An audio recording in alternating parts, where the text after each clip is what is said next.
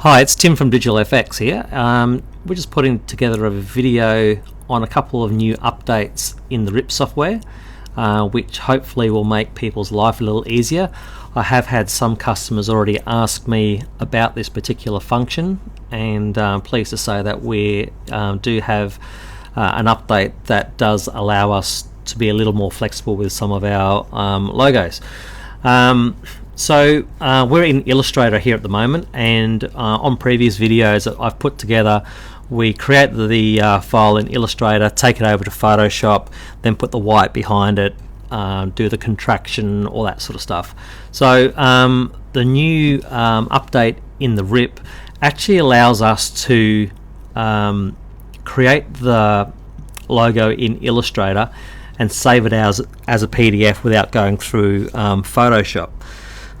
The only stipulation is it only works for files that doesn't have a visible white area.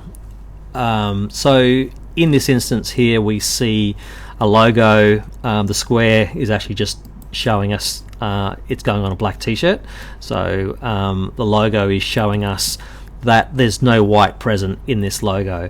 So when I mean visible white, I'm talking about if I slide this across to this duplicated logo, the logo on the right wouldn't work because the word speed here is visibly white, so the logo on the right would not work. However, there are a few little tricks we can play to make it work, but let's just pretend at this point that that wouldn't work because we've got white in the logo. So if we just slide this back to here at the moment on the left side, this is showing the logo that will work. No visible white here, but we are going to be putting it on a black t-shirt, so we do need white behind all this area of the logo.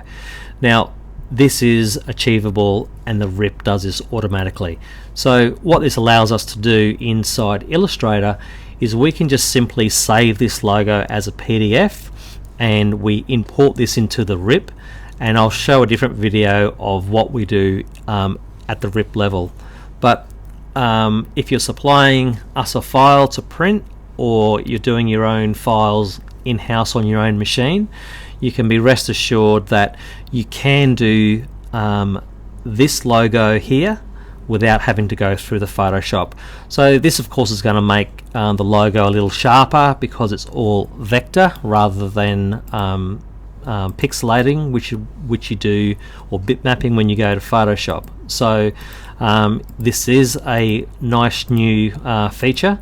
And so, as I say, we will go to a different video to show you that next level. So if you're going to supply us with logos, all you need to do is size the logo to size and supply that as a PDF.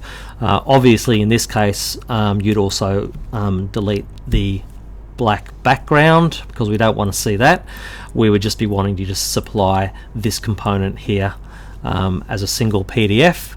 So essentially you'd be putting this on its own page and exporting out just that one file like so as a PDF, a high-res PDF. So a high quality PDF out of Illustrator, and then we're right to go.